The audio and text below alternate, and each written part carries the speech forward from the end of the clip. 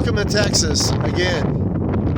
Like I say, if you didn't like the weather, we now have a West Texas dust storm just north of Highway 82, just east of Muenster, Texas, the town of Muenster. The sky is just completely gray with this dust. That field's green, but any field that's not planted right now, actually, I don't know what the wind is, but it's a healthy, it's got to be 30 plus. Texas weather, Texas dust storm. Why not? That was one thing we hadn't had yet this year. Then you got these things.